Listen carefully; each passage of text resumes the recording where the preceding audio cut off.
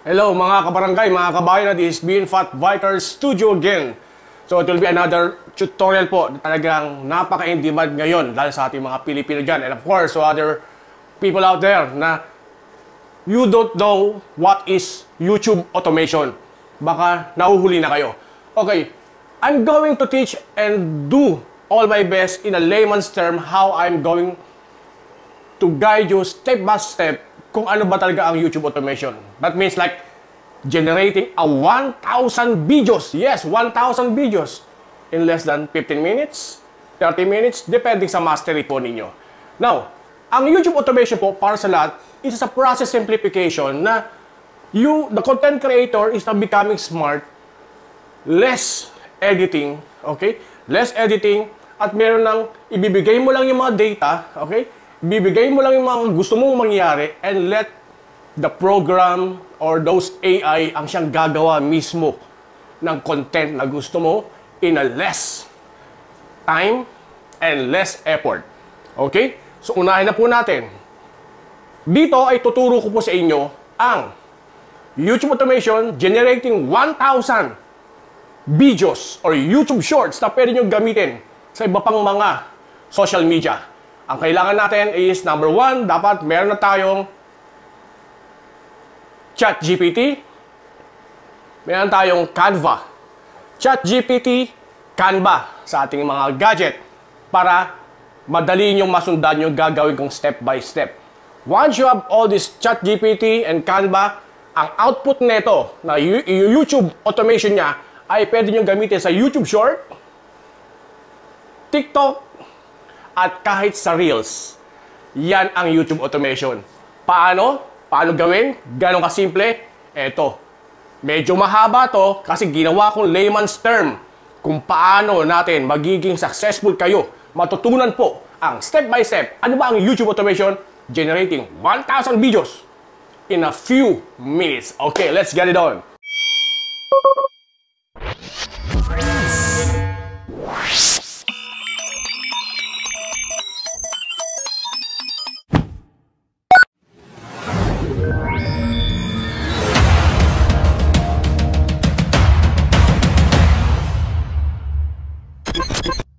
Unang-una, dapat sa ChatGPT mo tayo, dapat mag-download ka ng ChatGPT at napakasimple ito. We need to create a prompt. Okay, alam naman natin yun, no? So, we need to create a prompt na talagang sakto sa anong kinakailangan natin. So, let's say example, no? Let's create the 10 best real talk or quotes about how to be rich. And then, dapat may topic. So, anong topic or yung title. Then, to make it more interesting, is dapat merong unang tinatawag natin na unang lapag, o unang bitaw, o unang bagsakan. So, we call it the part 1. And then, from that one, the part 1, dapat meron siyang interrelated or interlink follow-up na similar best real talk quotes how to be rich base dun sa unang binitawan. So this is how it will go. So sa tayo gumawa ng prompt kay ChatGPT, no? So yung title dapat itatag natin as topic. Tapos yung unang quote, okay, or real talk quotes, dapat itatag na natin siya under topic 1, part 1. And then the second one, sabi ko nga dito, no, yung interrelated. Parang follow through. Follow through na ang lalabas is magiging part 2 na siya. And at the end, dapat i-consolidate niya yung topic 1, part 1 and the part 2 content at ilalagay natin into a table or Excel table. Okay, may column ng topic, may column ng part 1 and column ng part 2. So kasi may paggagamitan tayo nito para tayo gumawa ng isang YouTube automation video na pwedeng gamitin sa YouTube Short or sa TikTok. So ito yon, very important tong first step. This is the first step. So make sure malinaw, specific ang kanyang prompt. Okay, eto na. So watch it, pwede nyo kopyahin, pwede nyo screenshot, and then palitan nyo lang yung anong topic na gusto nyo ano. Okay? Ito na nga, sabi Excel file table with the column. So ayan, topic, part 1 and part 2. Yung topic, that's the title. Okay, ayan, lumabas na. Sabi ko nga, gawing Excel table format. Tapos, mada-download natin in Excel. Okay? So, shoutout sa akin damit, no? Kalbo rin. So, ayan na, no? Real talk about wealth. So, may Excel file na siya, makikita nyo, ayan. So, from that, you can download that one and save it as Excel. So, para safe tayo, we need to do this first. Okay, ayan na. Ayan, makikita nyo, no? May topic, may part 1, may part 2, and then to make it sure, ginawa ko na sa Excel para madaling i-copy and paste. Ayan. So, may content na siya. Di ba? Ang dali lang. As long tama yung prompt po natin. Kung anong gusto nating igawang video para sa sa gusto nating kahit 1,000 piraso. Ang next kayo dyan is we need to go to Canva. So, may mga trial yan. So, okay lang yan, no? So now, kung YouTube short tayo format or template, we need to look for the YouTube short template. Rekta na. Okay? Makikita nyo dito sa Canva. Andyan na lang. Makikita nyo yun. Yan yung mga previous na ginawa ko mga YouTube short. Okay? Ayan, no? So maraming content related. But YouTube short template ang kailangan natin. Ayan, YouTube short. So this one, naka YouTube short na siya. So ngayon, what we need to find now is the background video. So yung nakikita nyo sa TikTok, sa YouTube, di ba? Yung mga hugot line, di ba? Ang ganda ng background. So dapat maghanap tayo. But again, in looking for a competitive and good background, kasi we're talking about money here, yung may related, kaya nilagay ko dito, flow of money. And take note ha, don't exceed from 10 to 15 seconds yung video. Kasi YouTube short nga sometimes TikTok.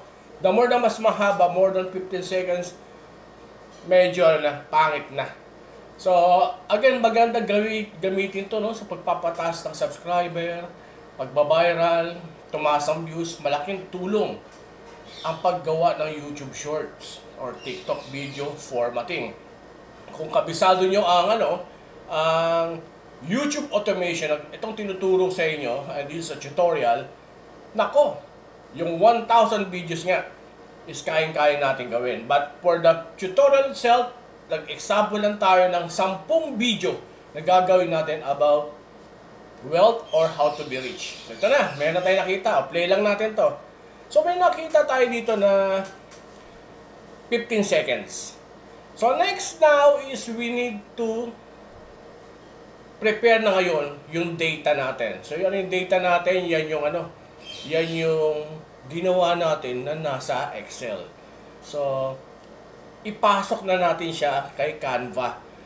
Kasi kailangan natin later yon. Okay na, enter the data manually. So lalabas to. Ang default nito is dalawang column lang. We need to add another column. Just click the add text. Ayan. So ngayon may 3 column ka na. So now, go to your Excel file. Go to your Excel file. Then, copy and paste. Ganun kasimple. So, copy and paste. So, it looks parang ang tagal itong video na ito. Kung bakit ang haba. Kasi ginawa natin medyo, para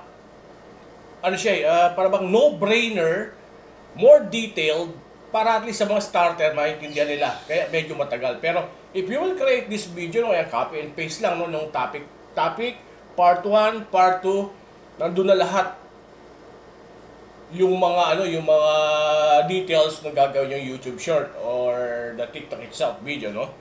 So ito na mismo 'yon. So copy and paste lang. Mas lalo pag na-master niyo na 'to, mas mabilis. Ako, I can create maybe 50 videos in isang upuan na YouTube short. Wala pang 15 minutes, something like that. Diba? So yun ano, di pa ako expert sa ganun ha. Tamad pa ako nun.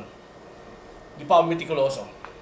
So yan, nakaready nga natin yung mga data natin, topic 1, part 1, and part 2. So done lang natin yan. Okay? At least nandiyan na siya. Now, so meron tayo i-double check lang natin yung ating yung i-play lang uli natin if everything the video background exactly nandoon sa template mismo ng YouTube Short.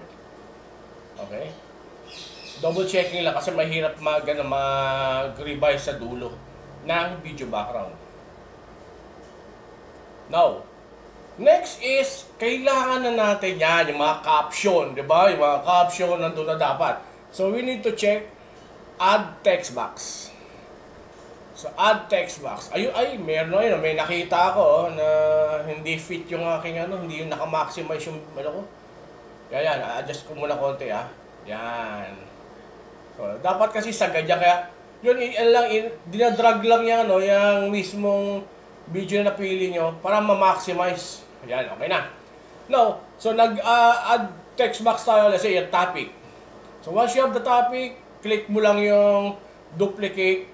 Pwede mo nang baguhin yan, Pwede kang maging malandi dyan na lagyan mo lang ng mga effects, yung kulay, yung type of fonts. So nandiyan din yan. It's up to you. Kung medyo mitikuloso ka, maarte ka, so it's up to you. Make sure lang din na maging readable sa viewer, sa subscriber, yung ilalatag nyo versus sa background. So ayan, so may part 1 na ako. Once you have the part 1, make sure put in the center mismo. Remember, put in the center of the template. Ayan. So now, i-adjust nyo lang, don't make it so big kasi baka sumagat doon sa mismong edge. Then pag pinablis sa YouTube Short or TikTok, may nawawala ng mga letra. So that's the dilemma. So I'll show you later how to fix it. Now, duplicate lang yung part 1 ginawang part 2. So now, you have the part 1 and part 2. But again, as you remember, meron tayong dalawang bagsakan, meron tayong dalawang interrelated na real talk best quote about how to be rich. So, kailangan nating hatiin ang part 1 at part 2 within 15 seconds. Dapat co-share sila. So, simulan natin sa part 1. So, kalahati ng 15 seconds is 7.5 seconds. So, dyan unang lalabas yung unang best quotation. Okay? At yung part 1 ay mismong nasa center to center ng template. Now, sa part 2 naman na hindi naka-center to center, since hinati natin siya sa latter part ng 7.5 seconds, okay, if it's everything good, at si part 1 ay nasa 7.5 seconds lang, so i-adjust nyo na si part 2 dun mismo sa exact position ni part 1. Okay? Kitang-kita nyo, di ba? So now you have the video background, the what you call caption or text box na lalabas yung mismong mga topic or details and content na ginawa natin na nanggaling sa ChatGPT, Excel file, at sinave na natin kanina, di ba? Yung bulk create, nandyan na sa table. So, what we need to do now is to integrate, to connect the data.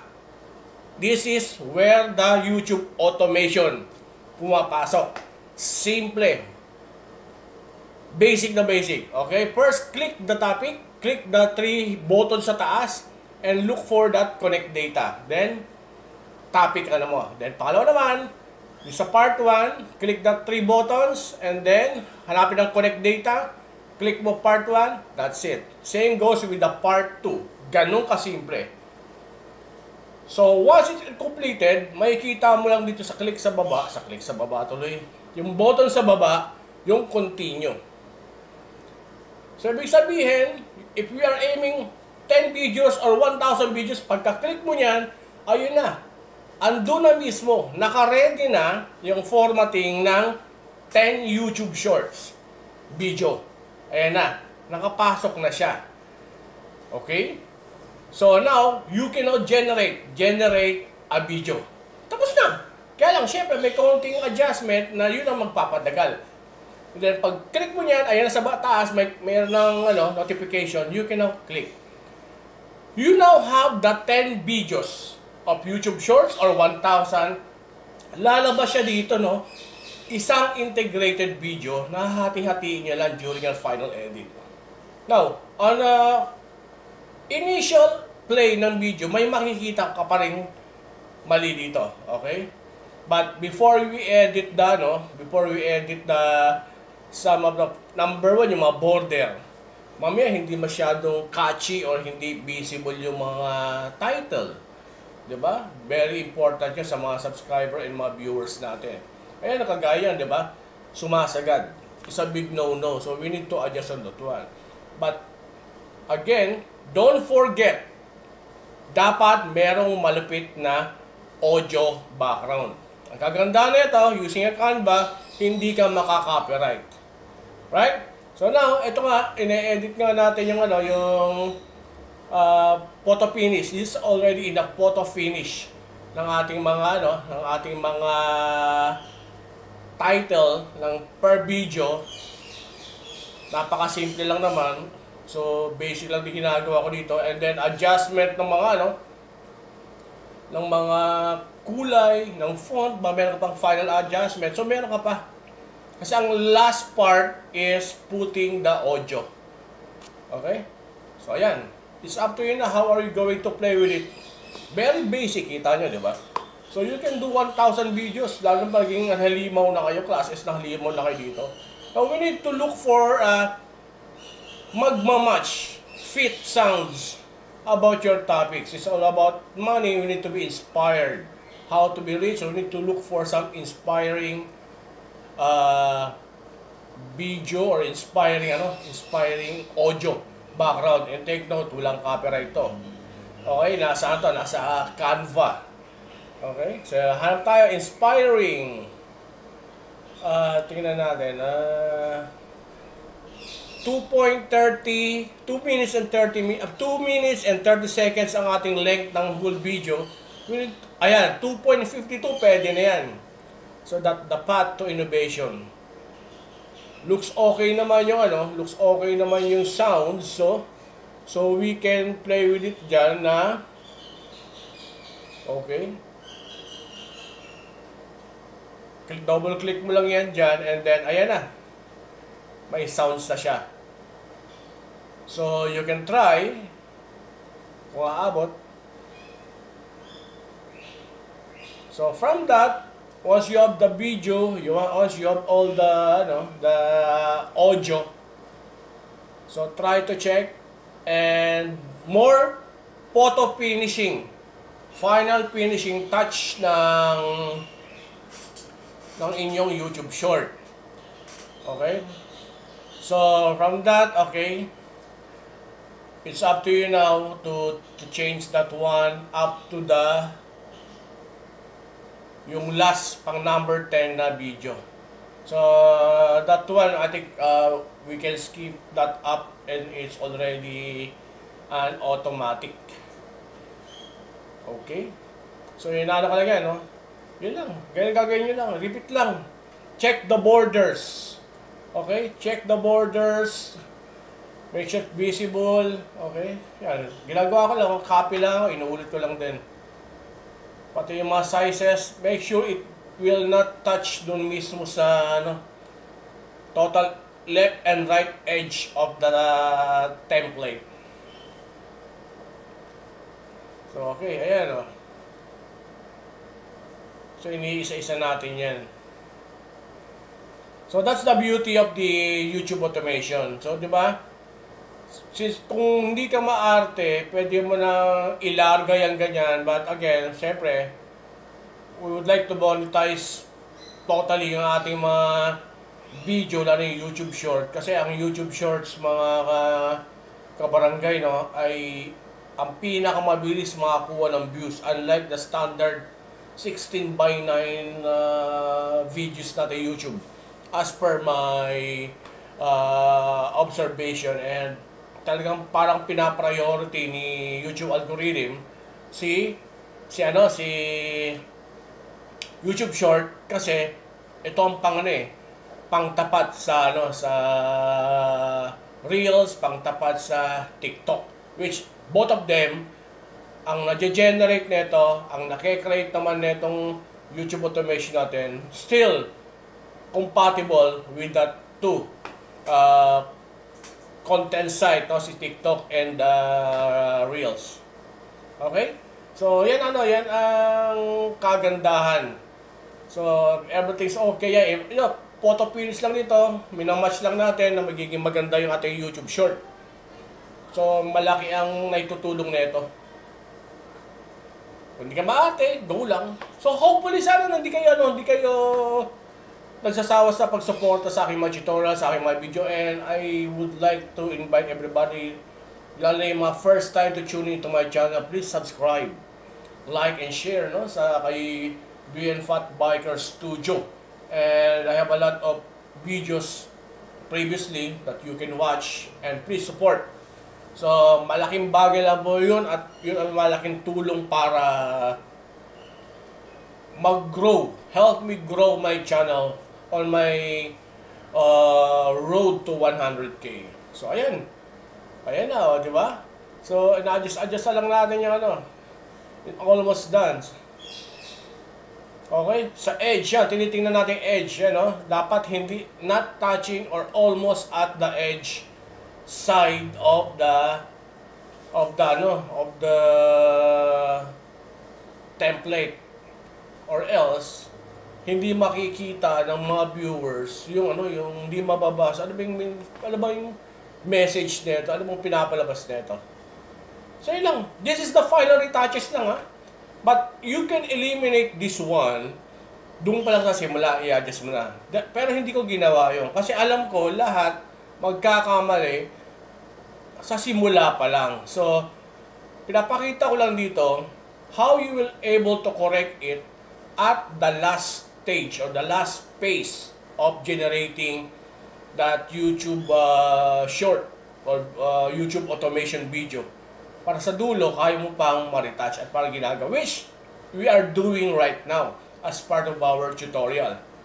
Okay po? Medyo mahaba tong video to, but it will benefit all of us. Lalo yung mga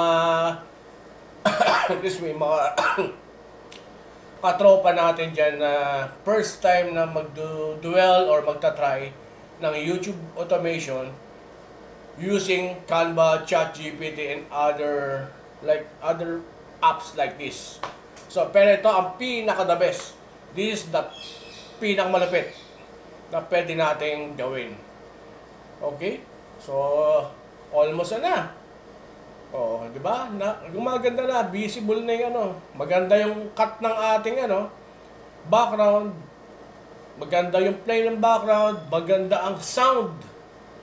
And then yung ating mga captions, write-ups, very visible. Make sure lang din maganda, hindi mag-o-overlap. Okay, remember guys, remember.